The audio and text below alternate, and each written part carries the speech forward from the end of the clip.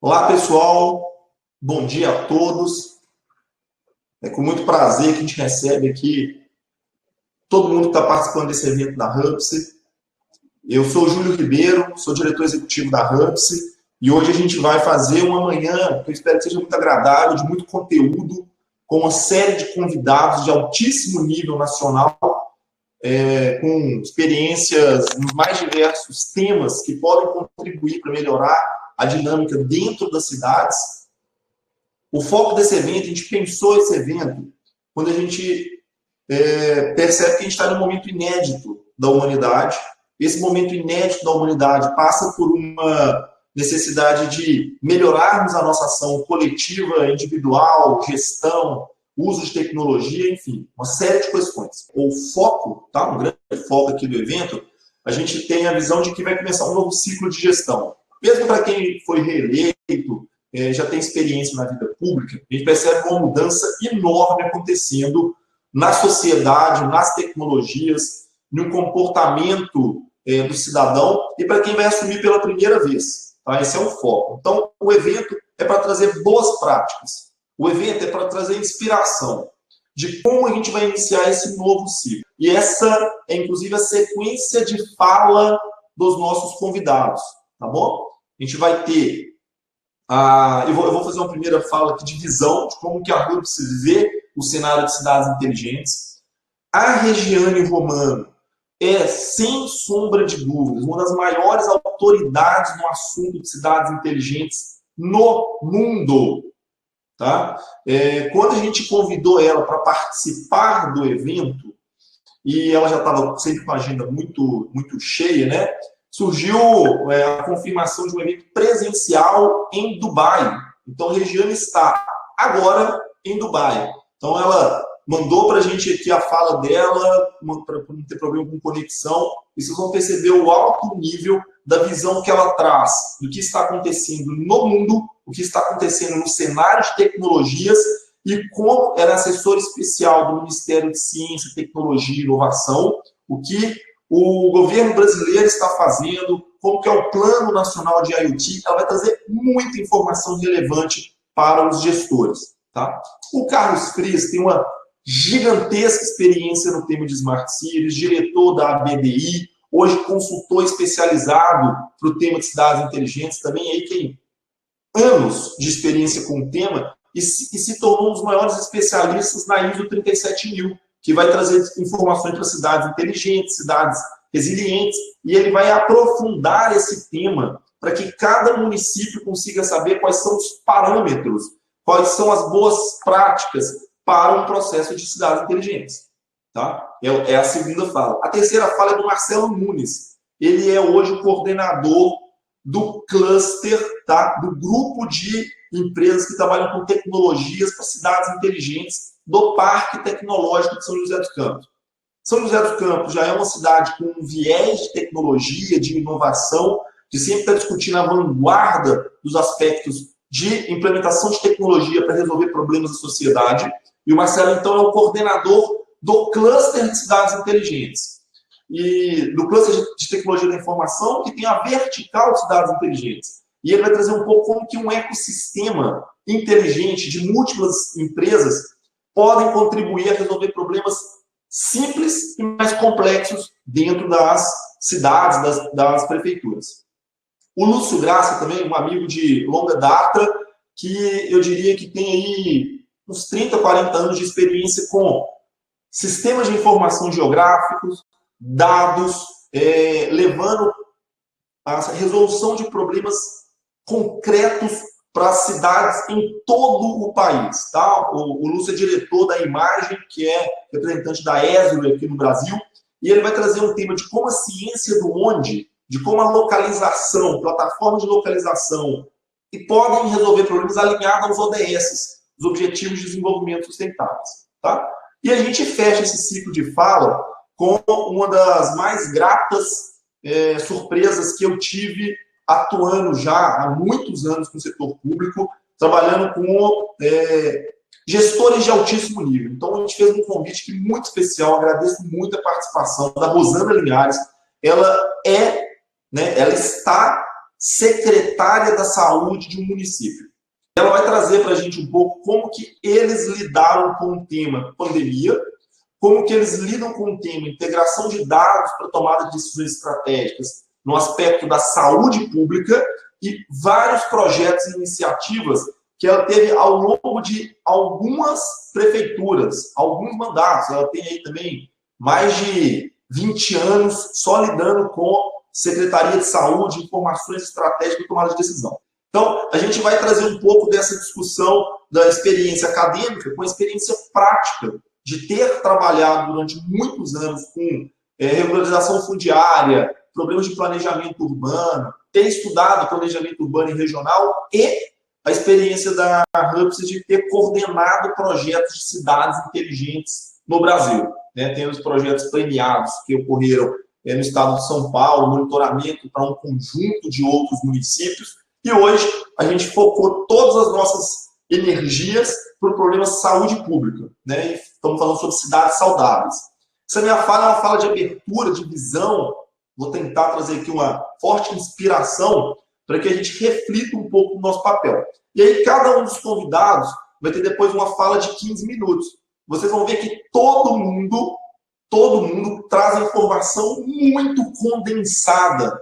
Então, fique atento, fica ligado, né? Porque vai ter assunto aqui e conteúdo na veia. Primeira coisa que eu queria trazer, então, é essa discussão de que noção de cidade inteligente é aquela que consegue ter uma gestão estratégica. E a gestão estratégica, diferente do que ocorre, né, de uma maneira muito ampliada, é ficar só respondendo à crise. A crise acontece, o imprevisto acontece. Mas a gente não pode normalizar o imprevisto. Talvez essa seja uma primeira fala. A gente vem falando há algum tempo, eu tenho uma palestra que foi falada sobre isso, eu tive a oportunidade de ir em algumas prefeituras para falar sobre isso, a gente tem um curso que fala sobre isso, e vou começar aqui causando um pouco de, não é polêmica não, mas já falando assuntos diretos. Enchentes, dengue, problemas de trânsito, são problemas recorrentes em várias cidades brasileiras.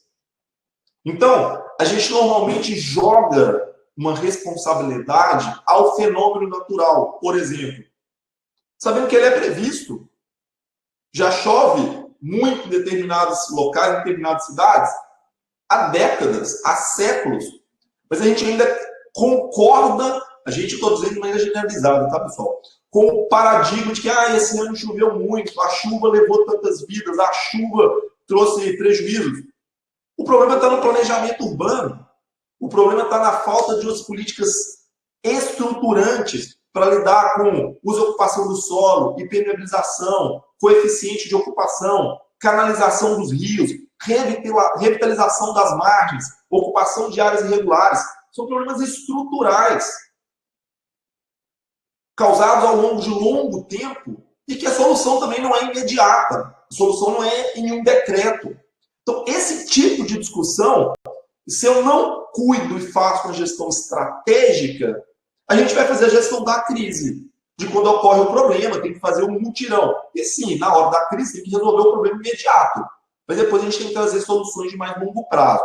Isso é um pouco de como eu acredito que sirva o incremento de mais inteligência no planejamento urbano. Então, a cidade mais inteligente, toda cidade tem um nível de inteligência, toda cidade começa com um nível de inteligência, seja no Brasil, que tem cidades aí que estão fazendo mais de 500 anos, né? Estou ali desde que um povo se tornou fixo, deixou de ser nômade, eu tenho essa longevidade das cidades. No mundo, eu tenho cidades que já têm milenares, eu começo a ter um nível de inteligência. A gente vive um momento de informação disponível. E se eu tenho a informação, eu consigo monitorar, eu consigo integrar, eu consigo fazer modelos preditivos, eu começo a conseguir tornar a minha cidade mais inteligente. O conceito de inteligência que eu gosto de trazer para cidades... Júlio, qual é o conceito de cidades inteligentes? Tem vários aqui, eu sou um daqueles que gosta muito do conceito do BID, o Banco Interamericano de Desenvolvimento, que coloca as pessoas no centro, mas isso também não quer dizer que só porque tem as pessoas no centro que a gente está conseguindo trazer as boas práticas, tá? E nós vamos discutir isso um pouco mais à frente. Tem que ter as pessoas no centro e ser capaz de trazer as boas práticas da gestão compartilhada por uma série de aspectos. Mas o conceito de inteligência que Darwin traz, da adaptabilidade. Cidades que foram um sucesso na década de 30, década de 40, um processo de matriz econômica, matriz industrial, o mundo passava por um momento do pós-guerra, né, durante as guerras, a Segunda Guerra Mundial, e logo pós-guerra, década de 50, 60, tiveram matrizes de desenvolvimento que podem não mais fazer sentido 70 anos depois, 80 anos depois. Então, tem cidades que ainda são... tem um paradigma de que na época em que essa atividade industrial, essa atividade minerária, essa atividade X, essa atividade logística, o que seja, funcionava bem. Agora a gente não está conseguindo mais fazer a cidade se desenvolver. Talvez tenha que encontrar e buscar se adaptar, entender qual é a origem e a noção de vocação que a cidade tem e olhar para o futuro, para onde ela quer ir. É nesse contexto que a gente gosta muito de discutir, que é um desafio coletivo, que deixará um grande legado se a gente entender que eu posso iniciar fazendo perguntas que atendem a um propósito. Esse propósito eu preciso discutir governança. Eu preciso entender qual é a vocação que o meu município tem e qual é a visão de futuro que eu tenho para ele. Quando eu falo visão de futuro que o município tem, é como que eu vejo o meu município ao final de um ciclo de 4 anos, 10 anos, 30 anos. Para onde ele quer ir? O que a comunidade, aquela sociedade, consegue criar um pacto para a implementação? E aí eu vou discutir que existem métodos para isso. Quando a gente vê, rapidamente falando, tá? A Regiane vai trazer parâmetros que o governo brasileiro está trazendo para o Plano Nacional de Cidades Inteligentes. E a gente vai ver que são lá, se eu não me engano, mais de 40 variáveis que estão sendo monitoradas com níveis de maturidade que cada cidade consiga se perceber ou estará, e isso vai dar um rumo do que fazer. Isso é como? Isso é método. O Carlos Frias vai trazer um pouco das normativas da ISO para as cidades e uma série de parâmetros que são importantes estarem sendo monitorados. Isso é como? O que cada cidade tem que encontrar, qual é a sua vocação, que tipo de futuro ela quer ter. Isso não vai passar. Eu tenho a experiência de estar com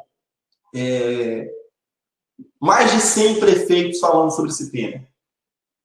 Já falei com mais de 100 prefeituras, conversando diretamente com o responsável pelo executivo, em vários desses momentos falando com o legislativo.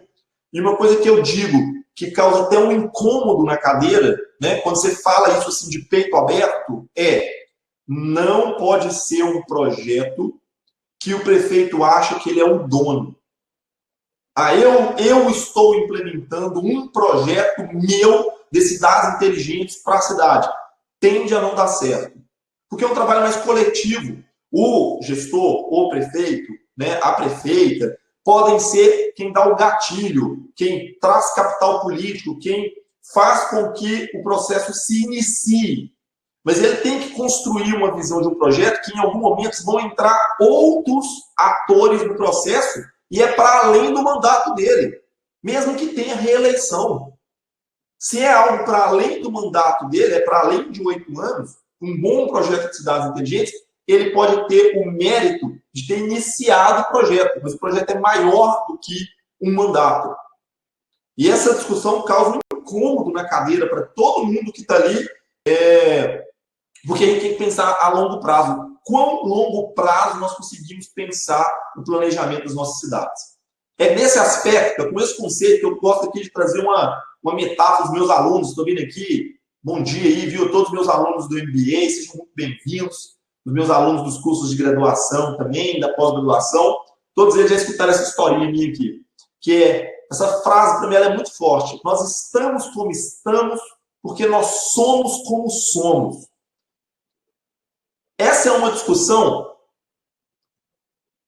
que eu preciso entender, que a gente repete coisas. Rapidamente a metáfora, tá? Antes que eu perca aqui, eu estou falando e conseguindo ler o chat ao mesmo tempo, então o Felipe Conte perguntando se existe, como identificar a vocação da cidade, se existe metodologia. Existe, Felipe. Existe metodologia para encontrar a vocação da cidade, tá? Um dos métodos que a gente gosta de implementar, e aí existem questionários para isso, existem uma série de questões, é o que a gente chama de uma metodologia da árvore. Olha que interessante, metodologia da árvore. Eu tenho que entender, a gente faz uma implementação de quais são as raízes que a cidade tem, um levantamento histórico, envolve as escolas, busca as pessoas mais velhas da cidade, busca os arquivos que a cidade tem, discute isso por diferentes regionais, e a gente pega, então, ali uma série de questões de origem, tá? Do que está na memória coletiva e o que está nos registros. Essa noção de buscar as raízes. Faz um diagnóstico do momento.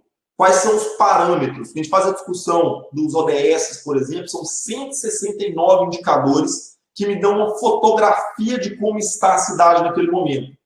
E a gente também consegue trazer parâmetros, tantos outros, de vários indicadores, por exemplo, os da ISO.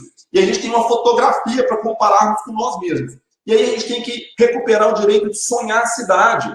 Quando a gente fala sonhar a cidade, são as folhas, né? O que está planejado de ser construído e quais são os frutos que a gente quer dar. O que eu quero que aconteça para as próximas gerações. E a gente faz isso numa praça pública, a gente deixa essa árvore física implementada na cidade e as pessoas veem a origem, veem os diagnósticos e elas colocam quais são os sonhos que elas têm para a cidade.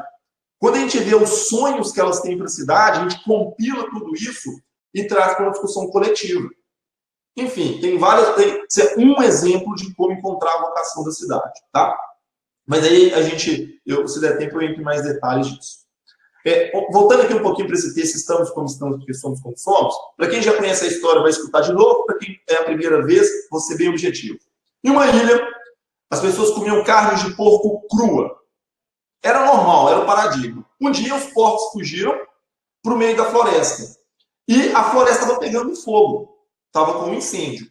Quando eles foram buscar os porcos que estavam na floresta pegando fogo, eles perceberam que o cheiro do bacon era bom. Eles experimentaram pela primeira vez o gosto de carne assada. Acharam uma delícia.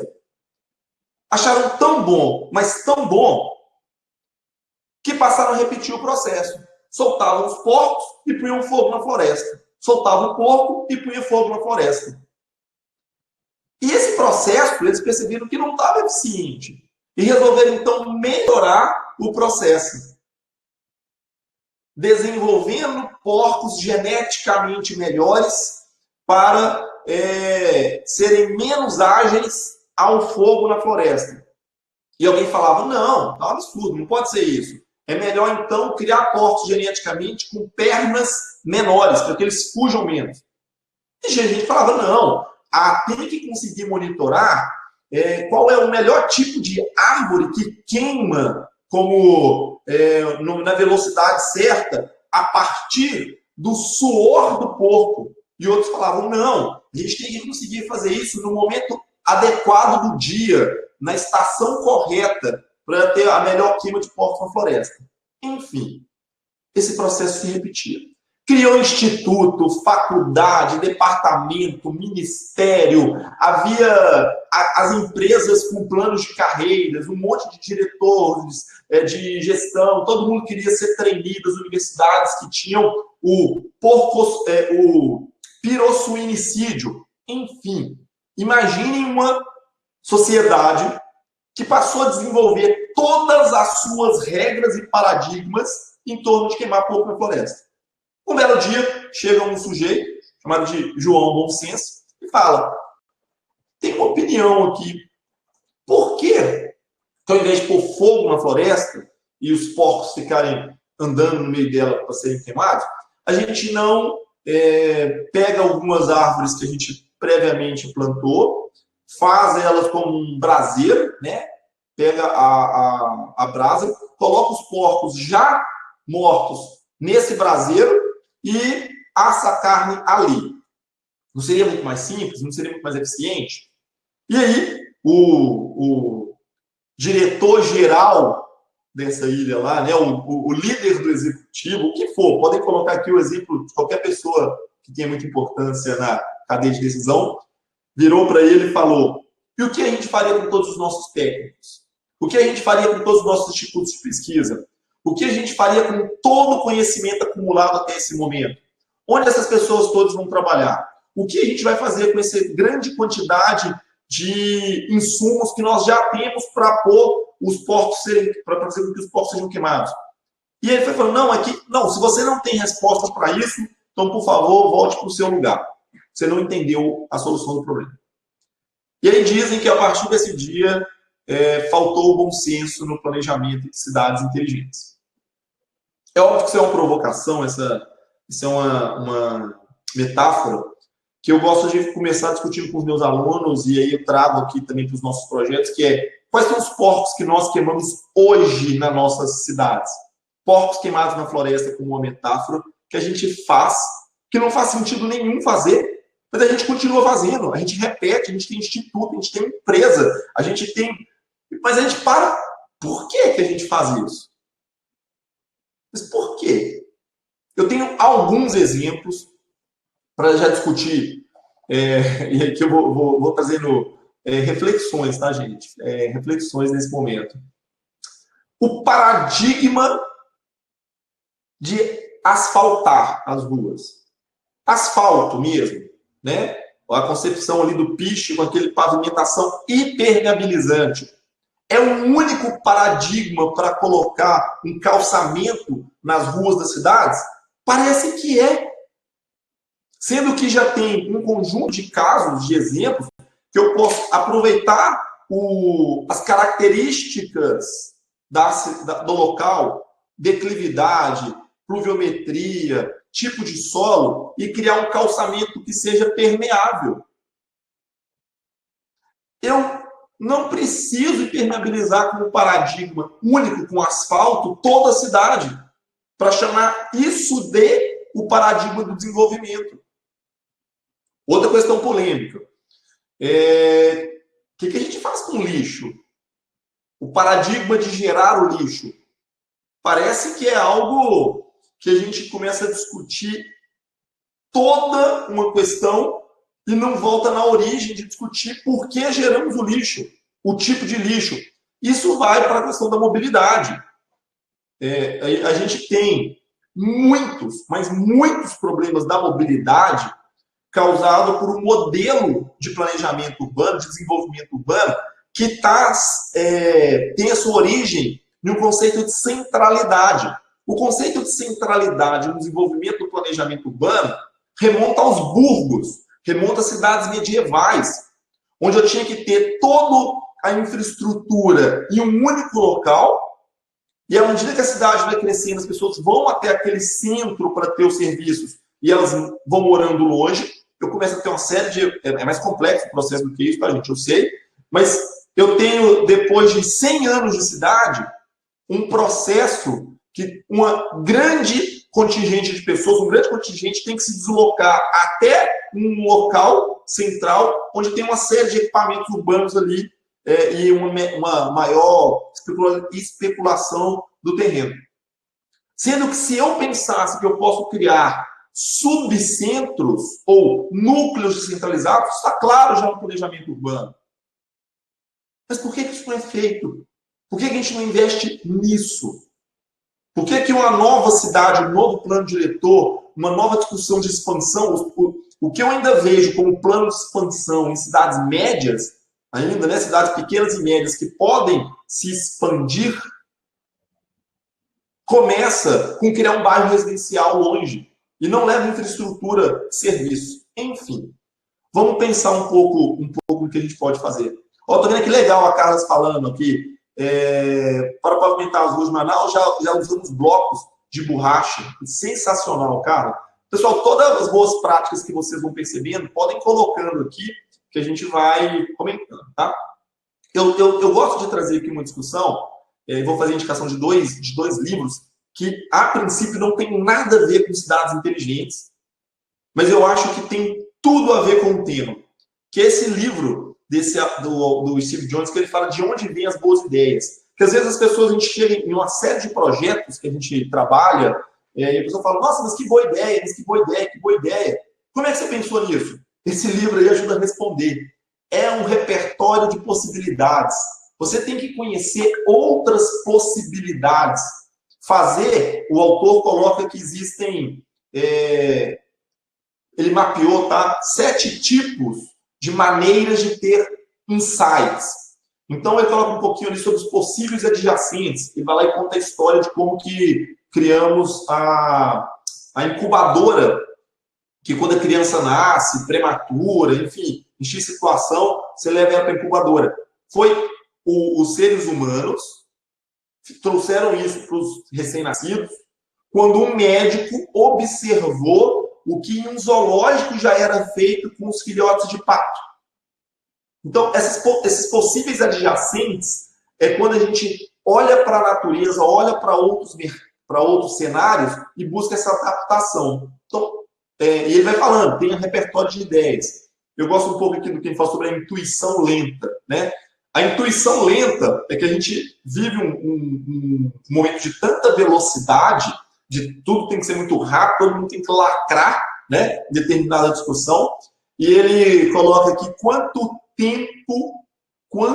tempo demorou para que surgisse a maturidade da visão da internet. E ele conta a história da internet, né, de quem pensou na www, de como que ela foi criada, o que estava por detrás. Então, em alguns momentos, a gente tem que ter um pouco mais de profundidade para fazer.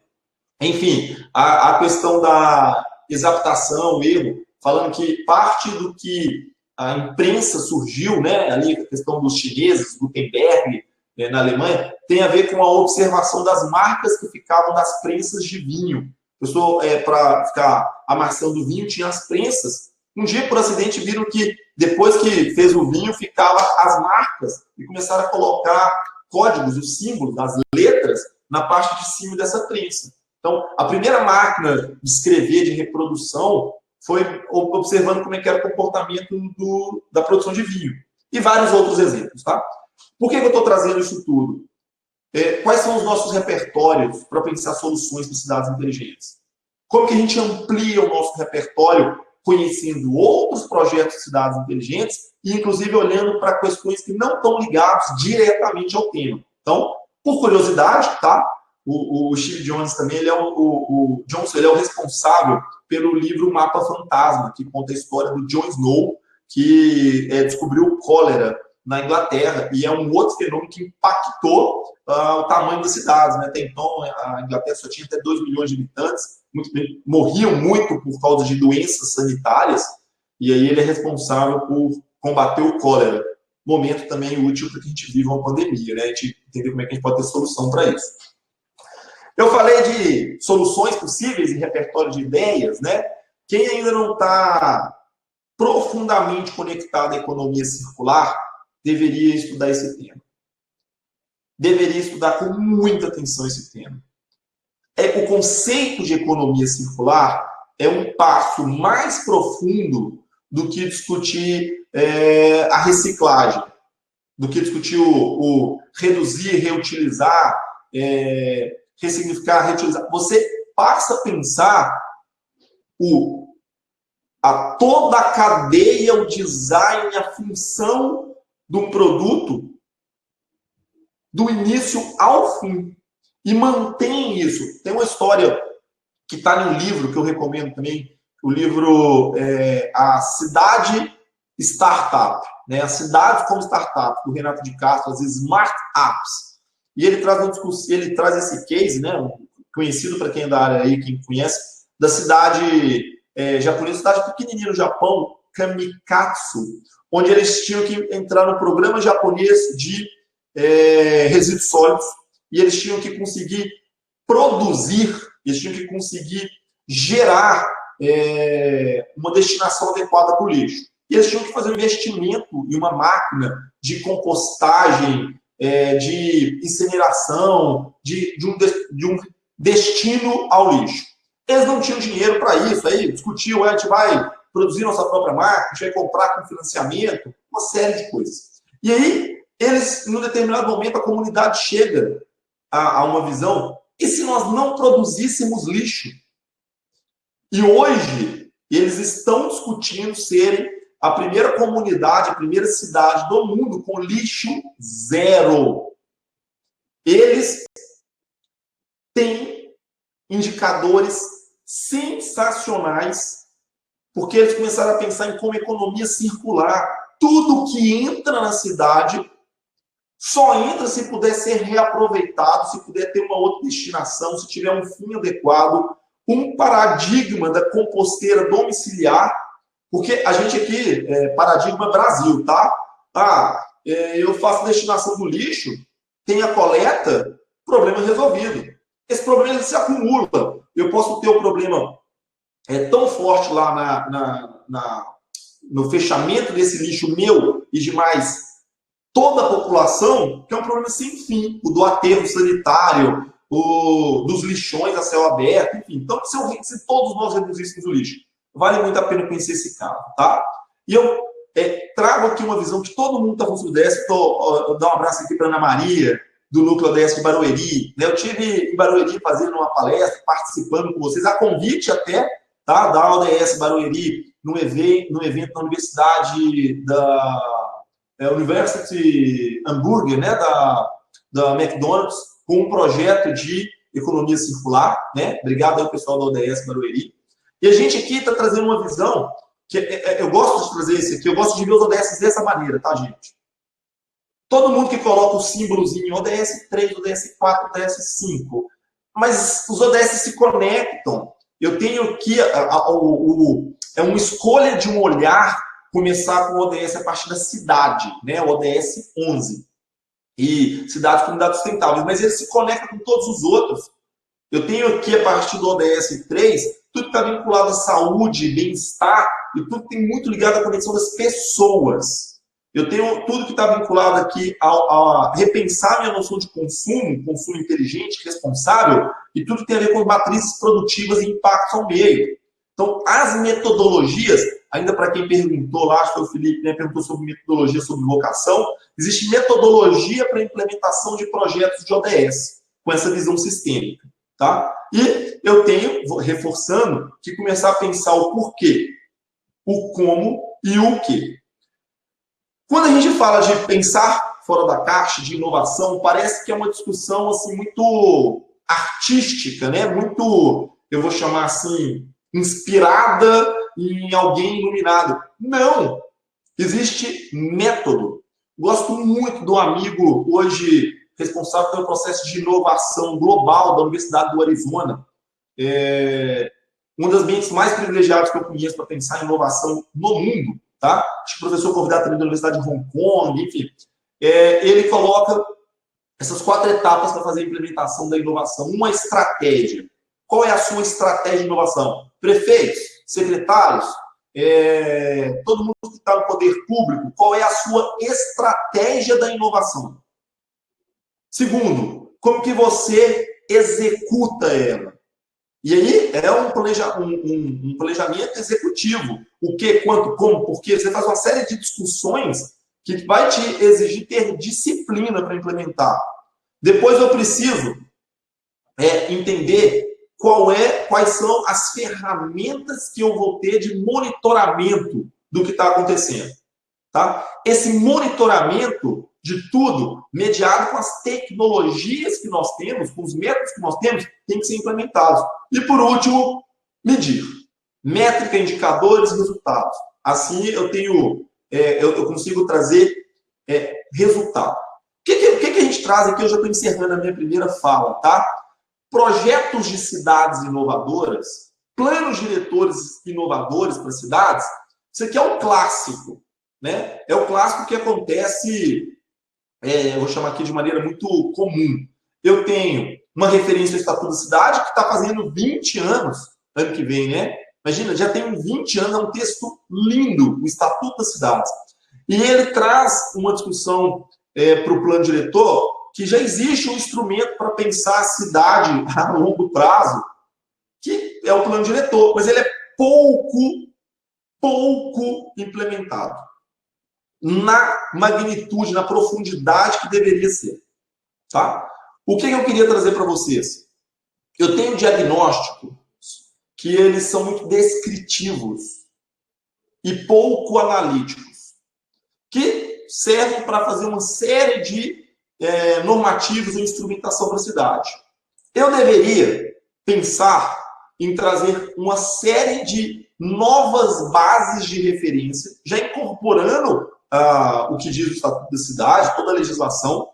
O Carlos vai falar para a gente daqui a pouco sobre a ISO, a gente vai falar sobre as práticas da ONU. Eu tenho implementações já ocorrendo no Brasil do plano de metas, programa de cidades sustentáveis, e o diagnóstico seja mais completo, integrado e principalmente acessível. As pessoas têm que ver, conhecer, consumir essa informação, tá? Uma série de planos existem. As cidades de vocês possuem plano diretor de cidades inteligentes. Como a cidade está incorporando planejamento para colocar a cidade em um patamar mais inteligente. E por aí vai. Então, um pouco de visão que envolve método também para o problema. Por que a gente já não está trabalhando sobre a outorga onerosa, né? O direito de construir, como que eu favoreço e estimulo determinadas regiões da cidade a se desenvolverem? Hoje a gente ainda vê muita discussão dos planejadores urbanos que passam, né, por um conjunto de profissionais onde eu tenho pouca tecnologia implementada, e a tecnologia já é abundante, de eu ter todo esse tipo de visão para a minha gestão. A informação existe. A capacidade de eu trazer as minhas regras de urbanização para fazer um monitoramento em tempo real. Eu não preciso a cada 10 anos fazer uma discussão se a minha cidade planejada se parece com a minha cidade real. Eu posso monitorar isso a cada 3 meses, porque eu passo a incorporar a solução para isso. Tá? E trazendo aqui, finalizando falando um pouco sobre a saúde, o momento que a gente passa, como que estão os dados da saúde pública? Como que a gente consegue monitorar isso? Em novembro do ano passado, a gente percebeu que era necessário dar profundidade às soluções para algumas secretarias. E a gente não focou na Secretaria de Saúde. Né? O ano virou e a gente percebeu a questão da pandemia, aqui no Brasil, a partir de março, né? Todo mundo está acompanhando isso. A gente, então, focou, e eu vou passar aqui rapidamente, eu vou falando por cima do áudio, tá? Porque eu quero o tempo, ganhar nosso tempo aqui. Como que eu consigo integrar dados para a tomada de decisão da saúde pública? Essas informações, via de regra, não conversam. Dados da municipal, hospital municipal, hospital estadual, hospital particular, os dados saem do município, mas não retornam para o município. Eu não consigo prever o que vai acontecer. Tem uma série de discussões que estão acontecendo que as cidades não pensam como cidades saudáveis. Tá? A gente fez um projeto, né? Deixa eu avançar aqui para a gente. A gente fez um projeto chamado Cidades Saudáveis. Hoje a gente está monitorando já mais de 100 cidades no país, só para monitorar e integrar os dados da saúde. Tá? Só para monitorar e integrar os dados da saúde. Com um aplicativo, taxa de crescimento, na escala micro-região, região de saúde. Como que o meu consórcio vê isso? Tá? A gente tem atendido muitos consórcios municipais. Qual que está a taxa de transmissão no seu município? Esse aqui é um exemplo do que a gente está fazendo para Itabira. Né? A secretária de saúde vai falar, no decorrer do evento aqui, sobre a importância de ter um instrumento transparente para a população, de previsibilidade, para que isso dá um nível de alerta. Eu preciso aumentar as restrições, eu preciso entender o impacto para determinadas atividades econômicas, enfim. Tá? E aqui, uma discussão filosófica para encerrar essa fala aqui minha. Como será o futuro? Como será a relação das empresas, governos e escolas com o momento que a gente vive? Eu quero que vocês respondam rápido aqui no chat, tá? Quem é o otimista aí e acha que após a vacina voltaremos a viver como era antes? Os espaços urbanos, assim como de toda a sociedade, voltará ao normal que conhecíamos. Quem acha que vai ter um cenário realista otimista? Viveremos a situação ainda adaptada, de um novo normal. As coisas voltarão a ser quase como eram antes, mas o distanciamento, máscara, álcool em gel e vacinação serão presentes. Quem acha que vai acontecer o realista pessimista, né, o pensamento desse, que é o cenário que vivemos será mais longo do que a maioria imagina. Passaremos mais de 1, 2 anos nesta situação de flexibilização. Monitore e restringe, testa a vacina. Uns fazem quarentena, outros ignoram e se aglomeram. Ou cenário pessimista, né? O pior ainda está por vir. Os efeitos de crise da saúde estão só no começo. Teremos mutação do vírus e será preciso novas vacinas, enfim. Muita gente ainda vai se lembrar com saudade de 2020. A pergunta que eu quero que vocês tentem responder rapidamente aqui. Qual cenário nós viveremos? Na opinião de vocês. A Elisa, não voltará ao normal. O Lauro, pessimista. A Ednilson, acredito que após a pandemia vamos ter. Torço para que encontre a solução. Otimista, realista. Legal, gente. Legal a resposta de vocês. Pessimista, realista aí, o Fabiano. Sabe qual que é a discussão que eu quero trazer depois de tudo que eu falei? Qual que é o ponto de vista que eu quero deixar como lembrança desta minha fala? O momento é tão complexo que não basta o nosso desejo, não basta o que nós acreditamos.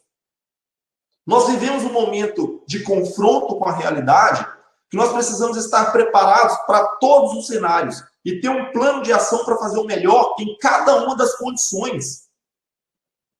Observem isso. Se o cenário for um cenário que oscila ou que muda, perguntem para os gestores, para os prefeitos, para os secretários de saúde em seus municípios quais são os planos de ação na escala consorciada, região de saúde, estado, nação, mundo. Qual é o plano para cada um dos cenários possíveis?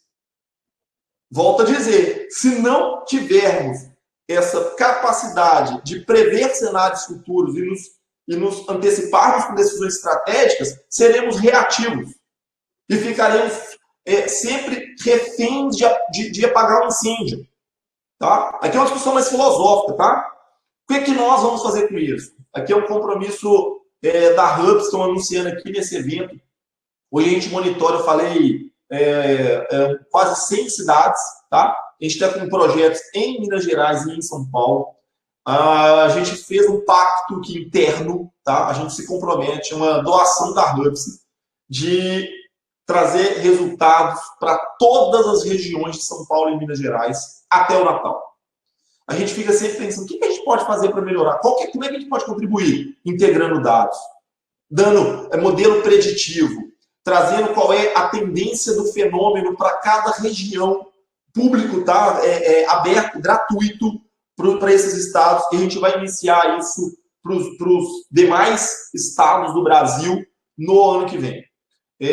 A discussão de que o mínimo de informação todo mundo precisa ter. E isso depois vira projetos que aí podem ser personalizados, tá? Para cada município. A secretária de Itabira vai falar um pouco mais, mas aqui é um compromisso da Hubs, tá? Gente, eu vou terminando aqui a minha fala. Digo que o que dizer para os novos gestores que iniciarão o mandato em 2021? Né? Começa exatamente agora de onde está, com o que tem. É possível. tá? É possível. Projeto de cidade inteligente não é só para cidade grande. A grande maioria das cidades do Brasil, mais de 86% das cidades do Brasil, tem porte médio pequeno. São cidades de até 100 mil habitantes. Então, tem como começar agora, tá? Com o que tem, com o conhecimento. E o evento vai contribuir com isso. Tá? A gente espera que o evento contribua por isso. Ficam todos os meus contatos disponíveis. Eu vou voltar a falar, vou ficar aqui como um mestre de cerimônia com os nossos convidados, tá? Mas fica aqui todos os meus contatos para que a gente possa aprofundar essas informações.